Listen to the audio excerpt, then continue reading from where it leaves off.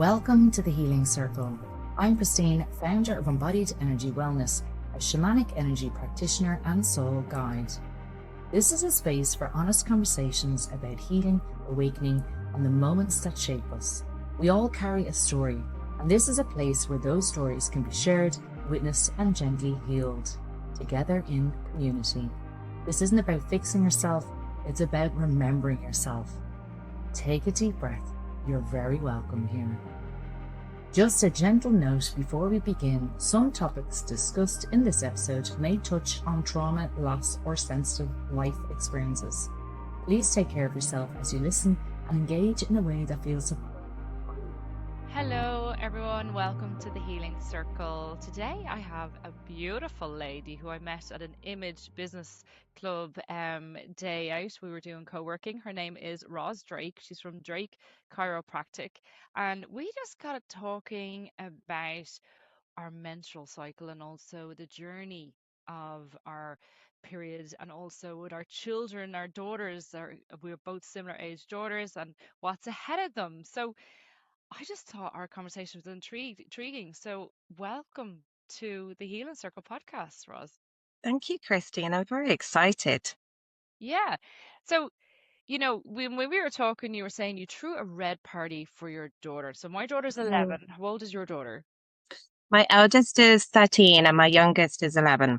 Okay, cool. Mm. And I always keep forgetting about the older one because she's living her best life in Australia. Sorry. I have a 25-year-old as well. It's terrible, isn't it? Out of sight, out of mind, eh? Sorry, love. Yeah. Sorry, back to the seriousness. But yeah, so I was so blown away when you were saying, like, but you threw a red party for your daughter, and then your journey with endo as well. So look, kick off, like, fill us Yeah. in. Where to start? Yeah. So last month, I hosted a red party. It can also be called like a Menarche party, for my now 13-year-old to mark the significant rite of passage of your first bleed. Yeah. Now, because life last year got a bit busy, we and I didn't get to do it last year, get to organize it. We actually went, okay, let's celebrate the 1 year of having your bleed, which I actually think in hindsight was possibly a little bit more powerful because she'd had it for a year. Yeah. She'd got to experience it. She settled into the routine of it, how to manage it, what kind of and I'm very grateful at the moment that she's quite asymptomatic with it. So she doesn't, she gets a bit tired and maybe a bit hungry, but she's not getting the bloating or the pain or serious flooding or anything like that, which, can happen, obviously. I have a And it serious was, question though. yeah, She have the meltdowns? not, we can't associate it with the bleed. I'm associating it with just being a teenager. I know it's really hard. Yeah, My really hard. 11-year-old, I don't know what's going on the last 2 weeks, but she's like literally psychopath Mm, going for me. yeah. And I'm like, whoa, what is going on here? I I don't think think it's going to happen. I'm finding this year in particular, maybe because my now 13-year-old is graduating primary school, but it's been the fucking busiest Yeah. June. Um, I'm finding it almost as busy as the lead up to Christmas. Oh, wow. Um, so maybe I think they're really tired. Yeah. And while they're doing fun stuff, but um, so the party was we actually did it the 1 year after she had started bleeding. So my now 13-year-old, she had her first bleed came about 2 days before her 12th birthday. Okay. And because I had prepped her, because we had talked a lot about it, because we'd listened to podcasts about it, because I'd given her reading material, she was very prepared for her bleed. For her 11th birthday, she'd actually asked for her birthday presents to be a menstrual journal and period underwear, which Oh, nice. Yeah. I was like, okay, odd presents, but absolutely, I'll go with that. That works. And I had also mentioned about a red party, and kind of went, if it's something that you'd like, let me know, I'll organize it. And it's something I think, if there are still some tribes in some jungle, they mark these rites of passages. Um, they will have the men go out and kill a boar, they'll have the rituals, the ceremonies for the girls. But in Western society, we have lost that. Like with a lot of the current rites of passages that we celebrate in Western society, even like the baby shower, historically, they would have been the mother blessings. And so it would have been the mom, the future mom, at the center of the celebration. Um, in Western society, I think now, because of menstrual shame, that now we might celebrate like graduating primary school. Now you have a graduation ceremony when finishing creche. You have the 16th, the 18th, the 21st. You still have those age celebrations, but the more intimate ones about female rites of passages have been commercialized or become kind of not done at all. It's like Uh, eradicated because of the yeah, shame around women's menstrual cycle. yeah. Yeah. Now I'm seeing now there's a huge kind of, that it's become popular to talk about it. It's become popular. Like I'm a bit of a runner, and I got really angry with an Instagram post recently because there was imagery of a young girl who had run a marathon, and it's like, oh my God, she ran a marathon on her second day of her bleed, and look, she's got period blood on her shorts. Isn't she amazing? While on the one hand, I think it's great that society are getting more on board that women do bleed, Yeah. to be giving her all this respect because she's actually exercising and doing something really endurance based during her bleed. It's like, can we do it when we're bleeding? Yes. Should we though? And Yeah, because it especially as opens up a can of worms, doesn't it, it really? does. Because historically we would have rested during our bleed. Yeah. Um, so that's a whole other kind of conversation, and it does open up kind of the physiology and the anatomy of what happens when we bleed and what happens when we do exercise. But the reason I know this stuff and the reason I got to know about a red party was my history with endometriosis. So normally with endo, it starts when you're young female and you have the heavy bleeding and you have the pains, and we know the horrible data that it can take 8 years to be properly diagnosed with endometriosis and get the right support, but by then the disease process can radically deteriorate.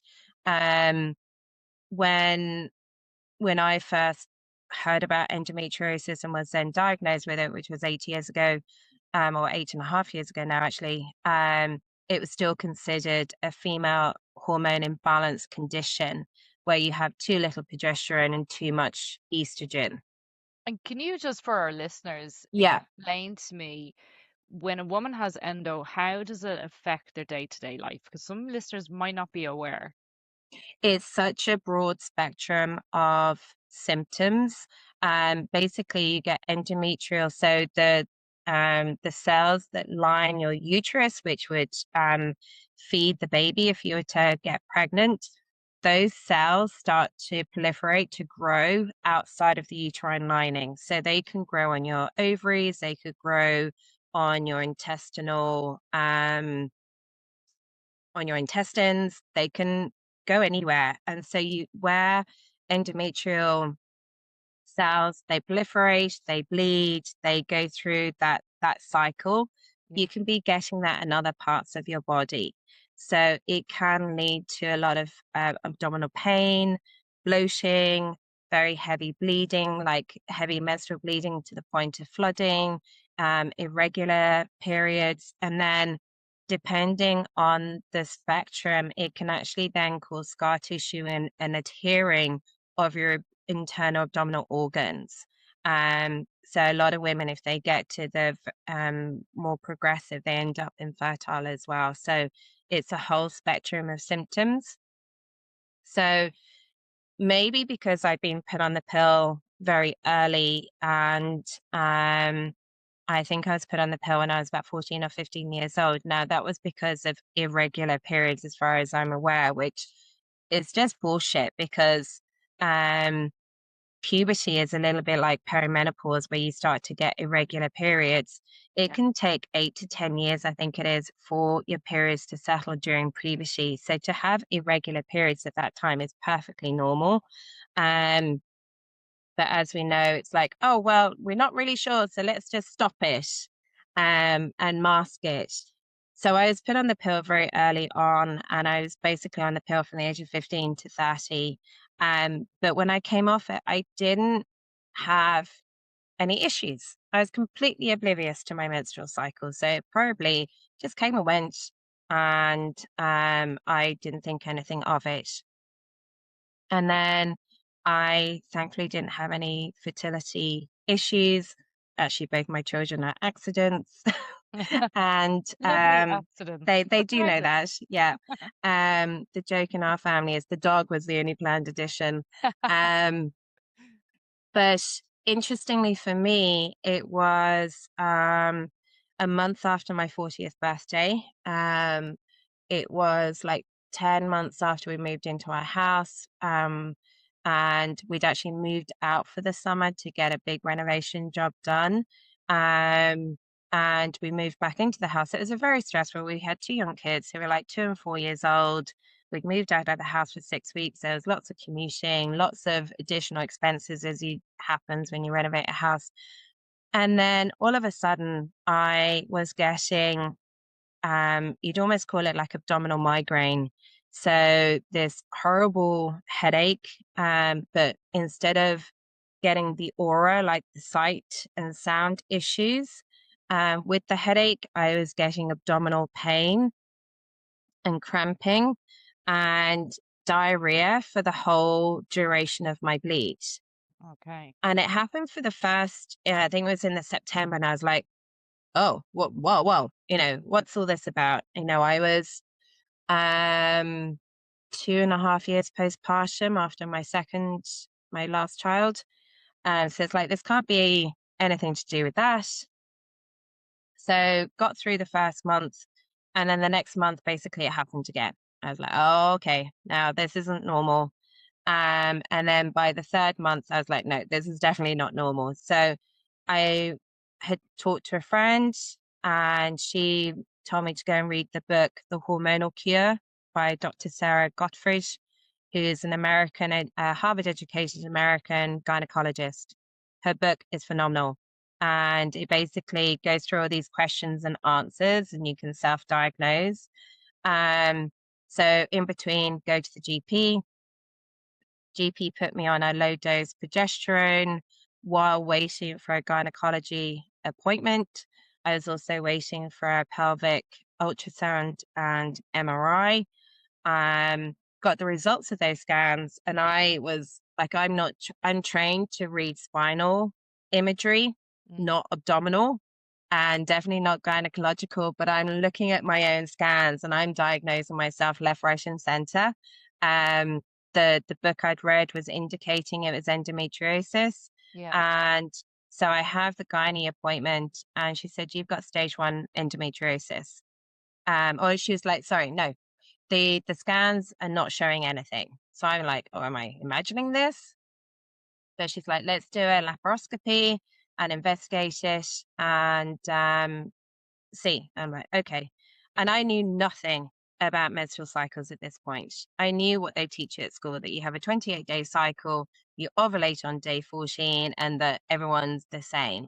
And I think because I'd spent 15 years of my menstruating years with my menstrual cycle masked, I then conceived without knowing about ovulation days. I wasn't tracking my cycle length or ovulation date. And then when you're in the depths of postpartum, you just kind of, Oh, you're like you're in a blur. lucky dip. Yeah. So I had the appointment with the gynae. She then suggested we have a laparoscopy procedure. So it's a camera into the uterus to investigate what's going on. with the possibility of having laser surgery for removal of any signs of endometriosis. And the mode of treatment or treatment mode is insertion of the coil. Because again, it's like, let's just mask any symptoms. Yeah. So that's what they did. Post-operatively, I was told I'd had grade stage 1 endometriosis. They found 3 areas, but one they couldn't laser because it was on my colon, and they didn't want to pierce a hole in my colon. It's like, yep, thank you very much. I wouldn't like that. And they inserted the coil. And a week later, I started bleeding, and it basically did not stop. Oh God. And I went back to the gynecologist, who was like, oh, you've gone from too thick a lining to too thin a lining. Here's a postmenopausal dose of estrogen. And I'm still bleeding, and I'm still bleeding. And I'm reading books, and I'd read the Sarah Goffrey book, which is really holistic.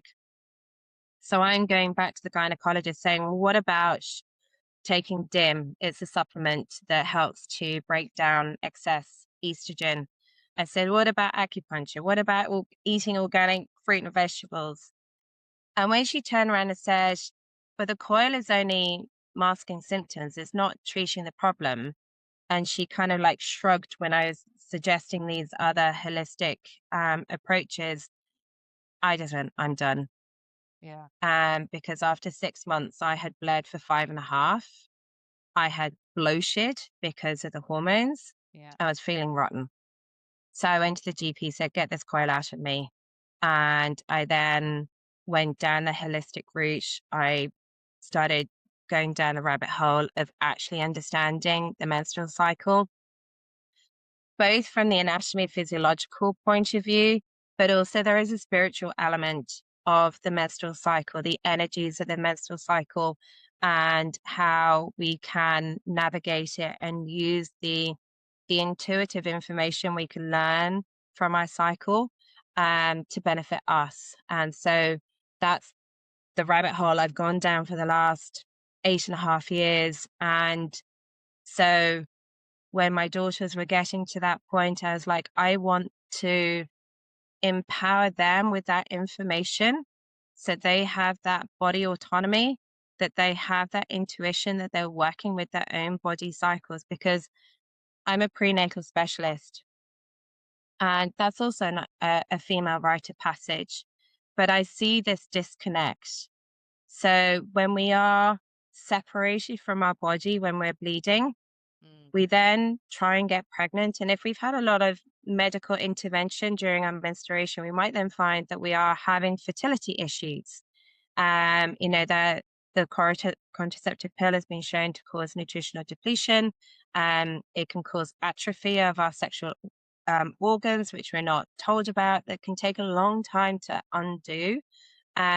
But also we don't know how our bodies work. We haven't been taught how to track our cycle, how to know when we're ovulating. So we might be having sex on day 14, but if you are ovulating on day 18, sorry, love, you ain't getting pregnant. Yeah. Yeah. And so when women then get pregnant, we're very much outsourcing the responsibility of the pregnancy to a lot of the time the maternity experts in the hospital, which yes, they do know a lot, but they don't know your body. Well, like that's it. Like they don't listen to the woman. Because, my example, like I've 4 children, and I'm like really, really fast in labor, like really, really fast. But the first one, because I was 19 and I worked in Tesco's, and all the L ones were coming over going, oh, get the epidural. The minute you walk in there, get the epidural, and you're like, oh, okay, I'm 19, I'll get the epidural. Then when I went in to labor when I was 19, of course I went into the hospital and said, give me epidural. But I didn't realize the needle was that size. And I remember before I went in, I was told by one of the neighbours, just stay still, by the way, because so and so down the road ended up getting paralyzed. So you can imagine I'm 19 and they're saying to me just to keep your back still, the doctor behind me to put in the needle, and I'm in my head going, oh my God, if I move, I'm paralyzed. I was Yeah. shitting a brick. But then, right, I was in labor from, like, now, any ladies, listeners out there, right, just, I'm sorry, right, but my first labor was 6 hours, right, from start to finish. I don't like you now. I won't tell you what, I'll tell you now in the fourth one, right? But like, I was paralyzed. They gave me so much that I could Mm, not feel anything. Like, yeah. so disconnected from childbirth, right? Now, come here, Yeah. I'm not dishing anyone that it's everyone's like own choice. But I remember I was 19 years of age and I was 24 hours after having my first child and I still couldn't move my legs out of the bed Oh, and I was shitting it. So eventually I started getting the move on back, and then of course then you can have your shower and stuff like that. But on my third one then, 10, or my second one, 10 years later, my second one came along and I said, I'm going to do I'm going to do hypno therapy. I'm going to not, I'll get the epidural. I want to feel every single thing of this labor. yeah. And when I went in from start to finish, it was 2.5 hours. Ah, get So out. I know, but like the what I felt was I had a deeper connection Yeah. to my second one than my first because I felt everything, you know? And then when the third one came along, they left me with a student nurse in the room, and I said to them, I said, I'm telling you now, I'm not a psychopath's mother or anything, but I go really, really fast. Like, I think we need the midwife in here. And Mm. the student midwife was like, I you're was like, yeah, fine, you're yeah. fine. Yeah, you're grand. And I said, I'm telling you now, Listen to me. Yeah. listen to me. What happened was within half an hour, I suddenly said, I need to push. And the student nurse is going, it's too early. I said, I'm telling you now, Hmm. I need to push. And do you know what happened? The head started coming out in the coil. So my waters hadn't In the court, burst in the oh, waters, in the the core. coil. Yeah. On call. So when I looked down, I said, "What the fuck has happened here?" Because I was like, "Duh," you know what I mean? And the student nurse just like stood in shock. She was panicked. Yeah. But then I was like, "This baby's coming out, and I'm standing, and there's a hard floor." So I jumped on It's in a big last second. water balloon. It will bounce. It'll be fine. I had to jump up onto the bed, like Hmm. literally 9 months pregnant, and then With a head between your legs. the baby tree came out. That nurse, midwife, or that student nurse hadn't a clue what to do. It was just No. my intuition said, jump on the bed, something has to be Mm. soft to catch this child. And it was then the midwife comes in, Jesus, you go fast. And I was like, Fucking listen to me. right, Yeah. you know? And fourth one, You probably sneezed that one out. I farted the fucking thing out. Like it was, yeah, it was like 25 minutes. But Yeah. no, I nearly died in No. that one, but that one, that's another story. Like fast labors can mentally be tough postnatally because Oh there yeah, is, it's rattling. your body has to catch up with the fact that you just birthed a baby. Labor is, or giving birth, there is that transition to literally become aware that you're going from a almost like a virtual mother to an actual mother. Yeah. So having fast labors, while on the one hand you don't want to be in labor for hours and hours and hours, but there can almost be like, oh fuck, I'm a mum now, Oh, I and like, remember, like it was the shock. Like there was a rattle in me for a good few days yeah. after because it was so fast. And Yeah. like in a way, it's good that it's fast, it's over. But the one thing is like saying the short story is I wanted to feel the connection of having my baby. Mm, You know what I mm, mean? And because when you walk away, it's like it's an absolute miracle us women like can do because our womb, and I'm going to bring in the spiritual side because that's my mm. side that I like, Yeah. I'm involved in. Our womb is the spiritual gateway to the spiritual realm. You Yeah. know, the soul enters the physical form in our womb, Hmm. and the connection to baby in the womb and mother is so strong. So strong. And like I just can't stand when medical people just completely disregard anything the mother is saying. Yeah. That's I hear it every day in practice. And I think the only reason I started having symptoms in the September and literally was in the gynae on the January is because I was able to go into the GP and use medical terminology. And every time I have had any interaction with a medical person to do with my menstrual cycle, I've pretty much been able to get what I needed and wanted out of that because I can talk the talk. A lot But of women can't. they absolutely can't. But that it has been one of the most fascinating, and I often will use myself as my own learning guinea pig. And so learning the menstrual cycle has been one of the most phenomenal and deep rooted learning experiences that I've had. Understanding the anatomy and the physiology of it is one aspect to it. But the authors, I can't think of their names, Alexander and is it Sanji of Red School. And so Wild Power and Wise Power. So Wild Power was their first book, and it's all to do with the spiritual element of menstruation. And where historically women who are bleeding would have been thought to be closest to the spirits. Yeah. And so they would have absolutely the veil is thinnest when we are bleeding. And so the wise women of the community, when they're on their bleed, if the community had a particular question they wanted to ask, that was the time they would go and ask the wise women because they were more intuitive. And we've completely lost that. And now bleeding is, it's becoming almost funky now to have period blood in your running shorts, but that's going to the other extreme. For decades, anything to do with menstruation and the whole thing of where women would have been allowed to go and sleep in a different area, it was because they were resting. They were relieved of their duties. They were honored. They were asked the questions of how to lead the community. And historically, then anything positive to do with menstruation was then warped.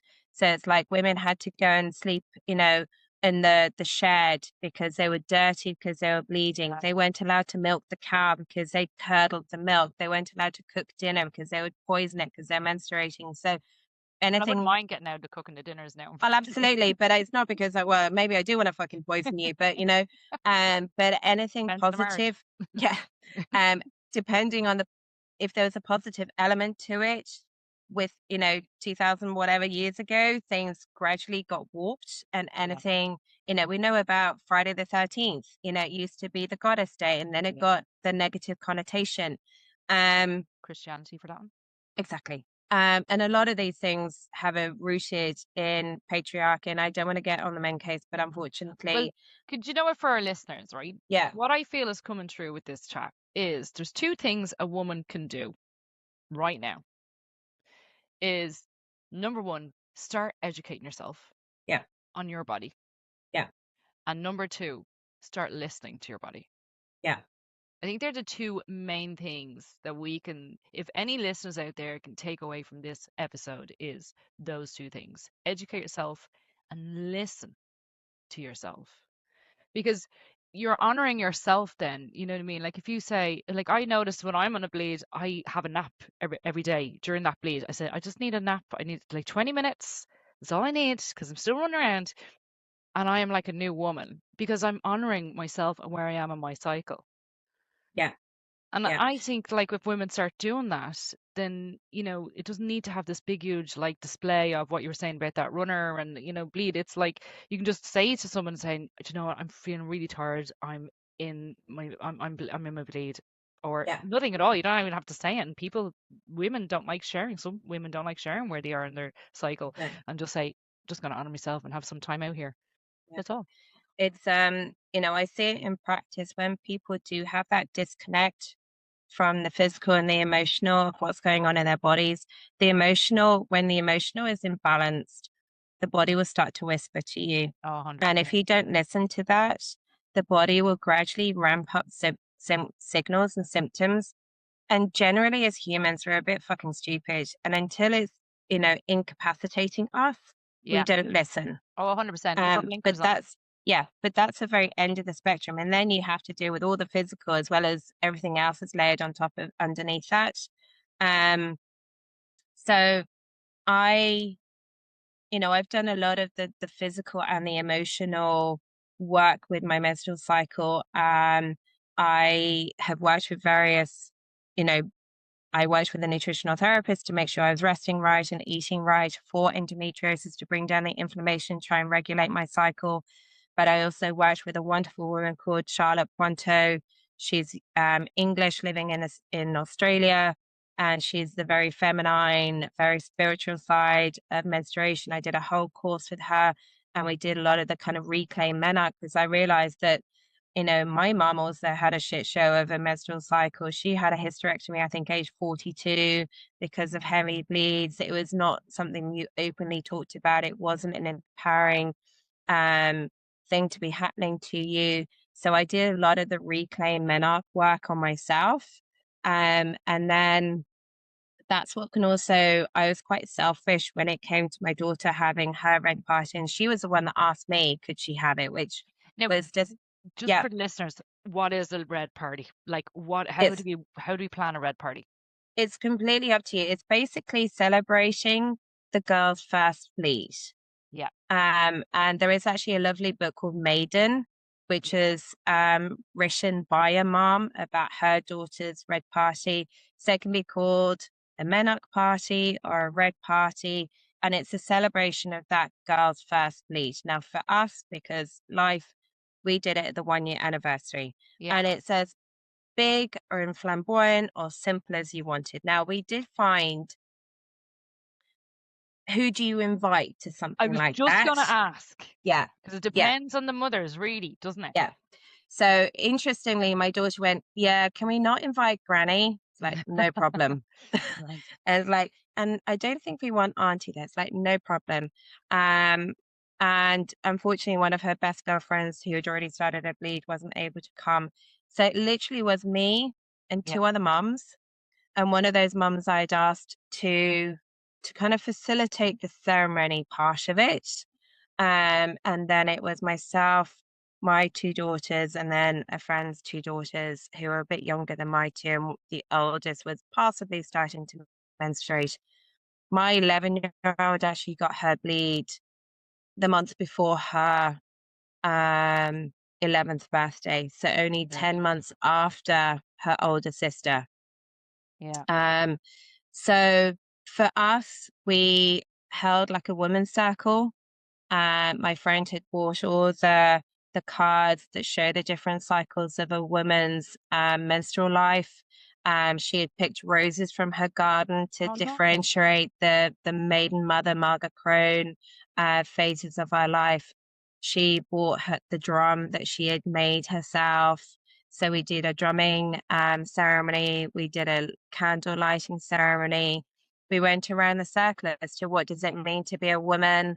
What does it mean to be bleeding? And we were very open and honest, but also talking about it from an empowering, not going, oh my God, they're fucking awful and I bleed we didn't want that kind of, Mm. that's why it was almost very particular who do you invite into that Yeah. space. Yeah. And we didn't want to invite people that would feel uncomfortable talking about their bleeds. And this was just a bit too woo-woo for them.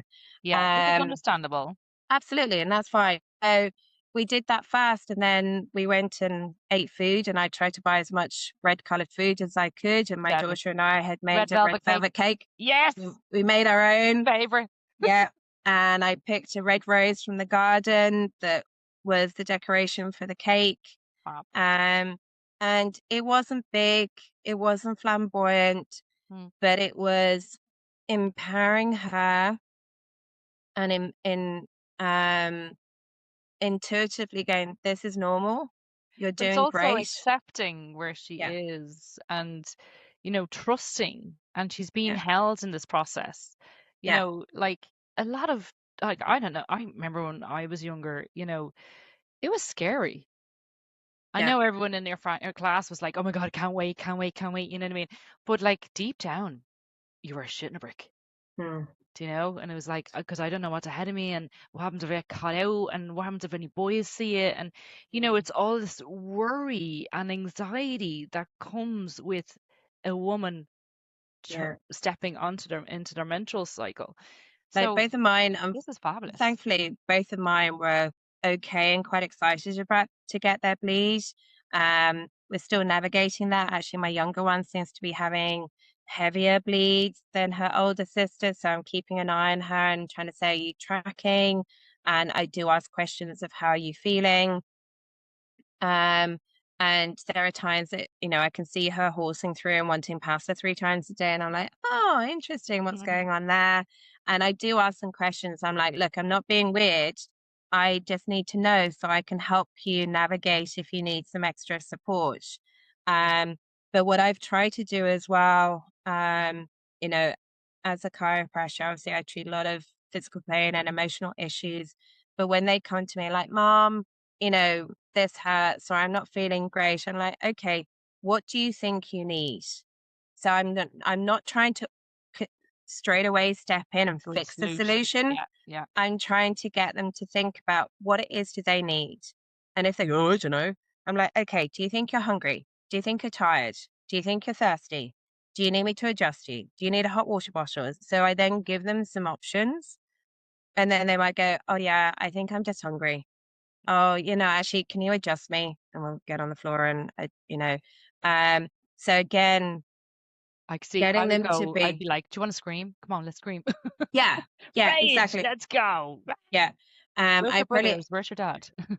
I probably need to bring more of that element into it. But again, it's trying to educate them as to go, what do I need Yeah, that's at this amazing. point? Yeah, Yeah. it is amazing to get our children to like they have all the answers within them. You know what I mean? And Mm, as parents, we kind of do go to the default of like just find a solution, fix it, and it's grand.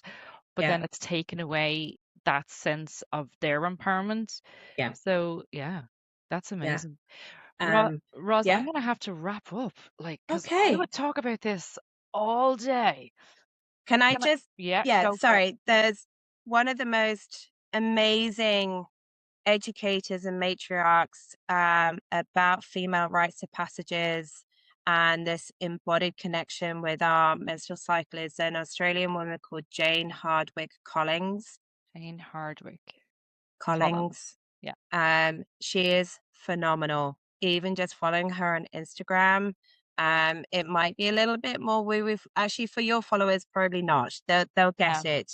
Right, Um, okay. yeah, she Normal. is. We're the normal ones. Yeah, we are absolutely the others. Um, so she is probably the matriarch of of modernizing this information or bringing it back out of the um, you know, the trenches and getting it talked about again. Oh, I'll definitely give her a follow. And Yeah. as for yourself, how can my listeners get in contact with you? Um, I'm pretty more active on Instagram, Mhm. and that's Drake underscore chiropractic. You won't find me on TikTok or any of those fancy platforms. Oh, here Um, I'm lost with yeah, TikTok. absolutely not. Horrific. Um, so yeah, or you can check out my website, or you can find my phone number or my email. Um, and yeah, I am hoping I'm supposed to be writing a book, which is this in it's more to do with prenatal care, but I'm very much about holistic, multidisciplinary care because the spiritual and the modern do need to integrate because 100%. we have feet in both camps.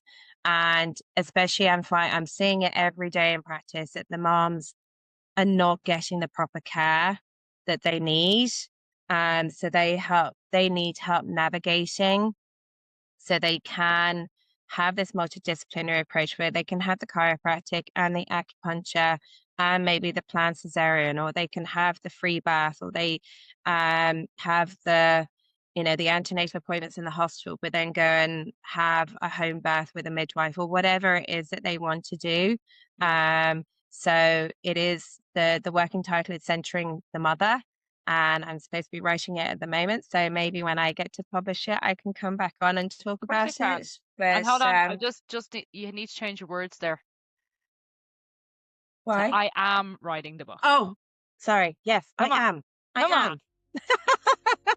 Thank Thank you you. so much, Ros. It has been a pleasure, and yeah, you'll definitely come back on when you write the book. I will. Thank you very much. I've loved this. Thank you, Thank you so Christine. much. See you soon. Bye.